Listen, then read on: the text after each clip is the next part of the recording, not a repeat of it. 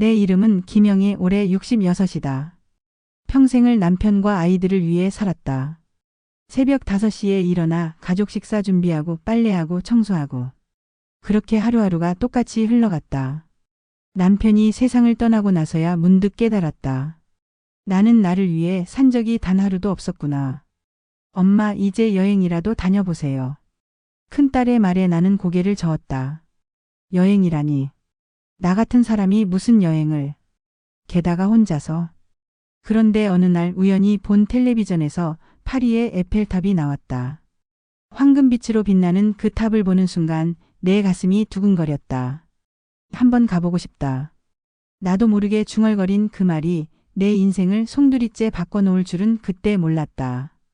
결심하는 데는 석 달이 걸렸다. 매일 밤 침대에 누워 생각했다. 내가 과연 할 수 있을까? 영어도 한마디 못하는데 길 찾는 것도 서툰데. 하지만 마음속 어딘가에서 계속 속삭였다. 지금 아니면 언제? 드디어 용기를 내어 여행사에 전화를 걸었다. 66입니다. 늦었나요? 전혀요. 요즘 시니어 분들 혼자 여행 많이 다니세요. 따뜻한 목소리가 들려왔다. 그렇게 내 생애 첫 번째 모험이 시작됐다. 출발 한 달 전부터 준비에 들어갔다. 여행 가이드북을 밤마다 읽고 스마트폰에 번역 앱도 깔았다. 혈압약, 소화제, 파스. 약부터 챙겼다. 가장 걱정된 건 화장실이었다. 유럽 화장실은 유료라던데 동전이 없으면 어쩌지? 걱정이 꼬리에 꼬리를 물었다. 인천공항에서 딸들과 작별할 때 눈물이 났다. 엄마, 무사히 다녀오세요. 알았다. 걱정 마라. 겉으로는 태연한 척했지만 속으로는 벌벌 떨고 있었다. 11시간의 긴 비행시간 동안 나는 계속 창밖을 바라봤다. 구름 위로 보이는 별들이 유난히 밝았다. 여보, 나 잘하고 있는 거 맞죠? 하늘나라의 남편에게 중얼거렸다. 파리 공항에 도착했을 때 나는 완전히 길을 잃었다. 공항이 이렇게 클 줄 몰랐다. 한글은 하나도 보이지 않고 사람들이 하는 말은 하나도 알아들을 수 없었다. 그런데 신기하게도 무서움보다는 흥분이 앞섰다. 와, 정말 프랑스에 왔구나. 캐리어를 끌고 이리저리 헤매다가 결국 공항 직원에게 도움을 요청했다. 스마트폰 번역 앱을 꺼내 들고 떨리는 손으로 How to go to city center 라고 입력했다. 직원이 친절하게 기차역을 가리켜줬다. 호텔에 도착해서 방에 들어가 침대에 털썩 앉았다. 정말 해냈다. 혼자서 파리까지 왔다. 창문을 열자 파리의 거리 소음이 들려왔다. 경적 소리, 사람들의 대화 소리, 어디선가 들려오는 아코디언 연주. 이 모든 소리가 나에게는 음악 같았다. 다음 날 드디어 진짜 파리 관광이 시작됐다. 메트로 지도를 들고 씨름했다. 선이 이렇게 복잡할 줄 몰랐다. 메트로를 타고 가는 길에 내 옆에 앉은 프랑스 할머니가 말을 걸어왔다. 번주. 반. 번주. 나도 어설프게 따라했더니 할머니가 환하게 웃었다. 할머니는 계속 프랑스어로 뭔가 이야기했는데 하나도 알아들을 수 없었지만 표정으로 소통했다. 할머니가 내 나이를 묻는 제스처를 하길래 손가락으로 66을 표현했더니 할머니가 깜짝 놀라며 엄지손가락을 들어 보였다. FANTASTIQE. 트로카데로에서 에펠탑을 처음 봤을 때의 감동을 어떻게 표현해야 할까? 텔레비전에서 봤던 것보다 훨씬 크고 웅장하고 아름다웠다. 와. 나도 모르게 감탄사가 나왔다. 에펠탑 꼭대기까지 올라가는 엘리베이터에서 나는 두려움보다는 설렘이 컸다. 높은 곳을 무서워하는 편인데 이상하게도 전혀 무섭지 않았다. 꼭대기에서 내려다본 파리는 정말 아름다웠다. 샌느강이 구불구불 흘러가고 건물들이 질서정연하게 늘어서 있었다. 이 나이에 이런 경치를 볼 수 있다니. 루브르 박물관에서는 완전히 길을 잃었다. 1시간을 돌아다니다가 결국 직원에게 물어봤다. 모나리자 플리즈. 드디어 모나리자를 봤을 때 생각보다 그림이 작아서 놀랐다. 하지만 그 신비로운 미소를 실제로 본다는 것만으로도 벅찼다. 둘째 날에는 베르사유 궁전에 갔다. 기차 타는 법을 익혔으니 이제 조금 자신 있었다. 거울에 방에 들어갔을 때는 숨이 멎을 것 같았다. 수없이 많은 거울과 샹들리에의 화려함이 압도적이었다. 정원도 장관이었다. 분수 쇼가 시작되자 클래식 음악과 함께 물줄기가 춤을 췄다. 벤치에 앉아 그 광경을 보며 눈물이 났다. 행복해서 나는 눈물이었다. 파리에서의 마지막 밤, 센느강 유람선에 올랐다. 배에서 바라본 파리의 야경은 정말 환상적이었다. 노트르담 대성당, 루브르, 에펠탑. 모든 건물이 조명을 받아 황금빛으로 빛났다. 다음 목적지는 로마였다. 고속열차 TGV를 타고 이탈리아로 향했다. 기차 창밖으로 알프스 산맥의 웅장함에 또 한 번 감동했다. 로마에 도착해서 첫 번째로 간 곳은 콜로세움이었다. 지하철에서 내려 계단을 올라가는데 갑자기 거대한 원형극장이 눈앞에 나타났다. 오마이갓. 영어가 나올 줄 몰랐는데 저절로 나왔다. 여기서 웃긴 일이 일어났다. 사진을 찍으려고 하는데 배터리가 다 떨어진 거다. 당황하고 있는데 옆에 있던 이탈리아 할아버지가 자기 휴대용 충전기를 빌려줬다. GRAGI. Thank you. 충전하는 동안 할아버지와 함께 앉아 있었는데 할아버지가 지갑에서 가족 사진을 꺼내 보여줬다. 나도 스마트폰으로 우리 딸들 사진을 보여줬다. 언어는 통하지 않았지만 마음은 통했다. 바티칸 시국에서 성베드로 대성당의 웅장함에 압도당했다. 미켈란젤로의 피에타를 실제로 보니 눈물이 났다. 시스티나 성당에서 천장화를 보려고 고개를 들고 있는데 목이 너무 아팠다. 하지만 미켈란젤로의 작품을 포기할 수는 없었다. 로마에서의 하이라이트는 트레비 분수였다. 동전을 던지면 다시 로마에 올 수 있다는 전설 때문에 사람들로 북적거렸다. 분수 앞에 서서 소원을 빌었다. 건강하게 살다가 또 다른 여행을 할 수 있게 해주세요. 동전을 던지는 순간 마음이 간절했다. 그런데 동전을 던지고 돌아서는데 뒤에서 누군가 할머니 하고 부르는 소리가 들렸다.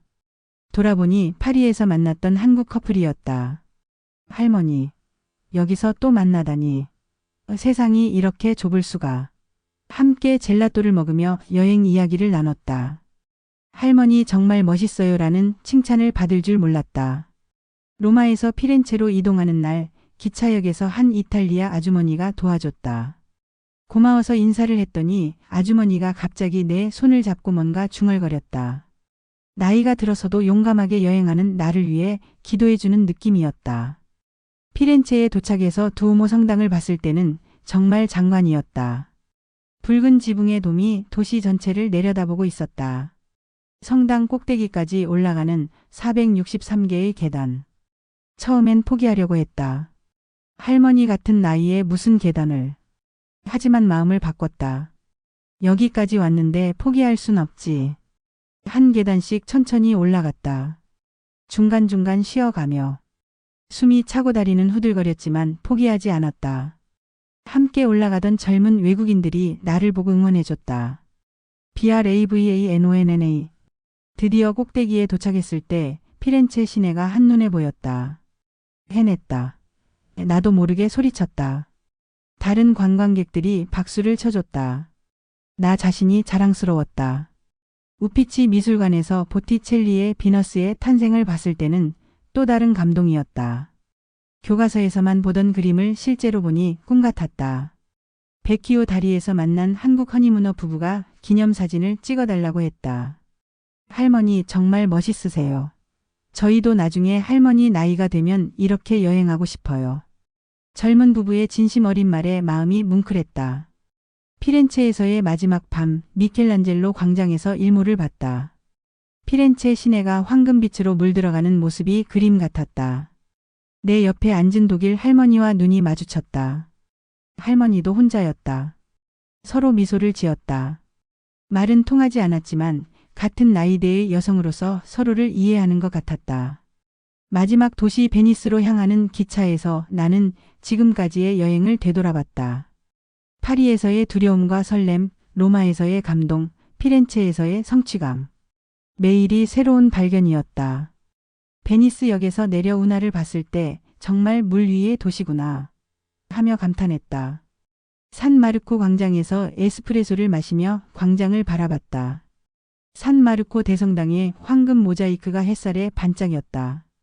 나폴레옹이 유럽에서 가장 아름다운 응접실이라고 했다는 이 광장에 내가 앉아 있다니. 곤돌라를 탔을 때는 정말 공주가 된 기분이었다. 곤돌리에르가 노를 저으며 칸초네를 불러줬다. 이탈리아어 가사는 몰랐지만 그 애절한 선율에 마음이 울렸다. 베니스에서의 마지막 날 브라노 섬에 갔다. 형형색색으로 칠해진 집들이 동화 속 마을 같았다. 섬에서 레이스를 만드는 할머니를 만났다. 나도 레이스 만드는 법을 배우고 싶어서 몸짓으로 물어봤더니 할머니가 웃으며 간단한 것을 가르쳐줬다. 벨로. 할머니가 내가 만든 서투른 레이스를 보고 칭찬해줬다. 언어가 통하지 않아도 함께 무언가를 만드니 마음이 통했다. 귀국하는 날이 다가왔다. 12일간의 꿈 같은 여행이 끝나가고 있었다. 택시 안에서 창밖을 봤다. 12일 전과는 완전히 다른 사람이 되어 있었다. 나도 할 수 있구나. 이 한마디가 내 마음을 가득 채웠다. 영어를 못해도 길치여도 나이가 들어도 마음만 먹으면 뭐든 할 수 있다는 걸 깨달았다. 인천공항에 도착해서 딸들을 봤을 때 눈물이 났다. 엄마, 어떻게 이렇게 달라지셨어요? 뭔가 반짝반짝해요. 큰딸이 놀라며 말했다. 엄마 여행 어떠셨어요? 최고였다. 이런 대답이 나올 줄 몰랐다. 여행에서 돌아온 지 한 달이 지났다. 매일 여행 사진을 보며 그때를 그리워한다. 하지만 단순히 그리워만 하지 않는다. 벌써 다음 여행을 계획하고 있다. 이번엔 어디로 갈까? 여행 가이드북을 펼쳐놓고 고민한다. 어제는 동네 문화센터에서 여행 후기 발표를 했다. 60대 이상 어르신들을 대상으로 한 강의였다. 저도 해볼 수 있을까요? 무섭지 않으셨어요? 한 분 한 분 대답해 드렸다. 무섭지 않았다면 거짓말이겠지만 두려움보다 설렘이 더 컸다고.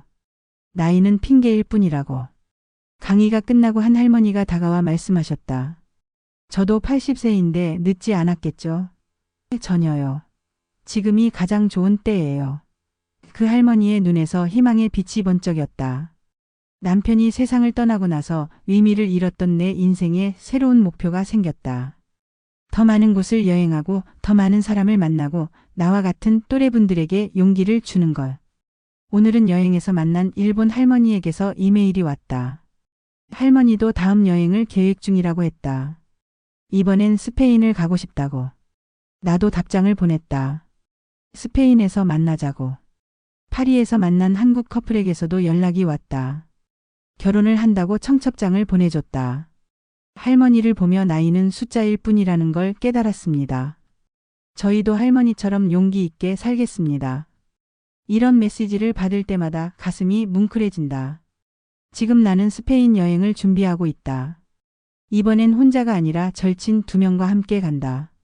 셋 다 60대 후반의 할머니들이지만 열정만큼은 20대 못지않다. 스페인어 기초 회화를 배우고 플라멘코에 대해 공부하고. 우리의 열정을 누가 말릴 수 있겠는가. 여행 계획을 세우며 깨달았다. 나는 더 이상 나이 들어서 할 일이 없다고 생각하는 사람이 아니라는 걸. 오히려 이제부터가 진짜 내 인생이라는 걸. 66세에 처음 떠난 유럽 여행이 내 인생을 완전히 바꿔놓았다. 두려움 많던 할머니에서 용기 있는 여행자로, 집에만 있던 주부에서 세상과 소통하는 멘토로.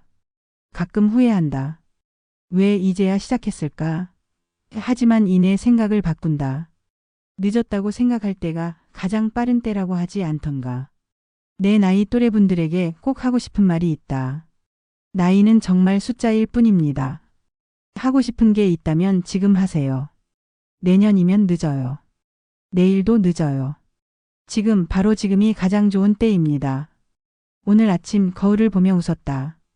66세의 김영이 아니 이제는 세계여행가 김영이다. 눈빛이 살아있고 입가에는 미소가 번진다. 앞으로 갈 곳이 너무 많아서 행복하다. 다음 달이면 스페인이다. 그 다음엔 독일, 그 다음엔. 생각만 해도 가슴이 뛴다. 세상은 넓고 볼 것은 많고 만날 사람은 무수히 많다. 그리고 나는 이제 막 시작했다. 66세의 새로운 출발, 이보다 더 설레는 일이 있을까? 창밖을 보니 비행기 구름이 지나간다. 저 구름이 나를 부르는 것 같다. 가자, 김영희. 세상이 기다리고 있어. 1년 후 스페인, 독일, 일본, 태국. 벌써 10개국을 다녀왔다.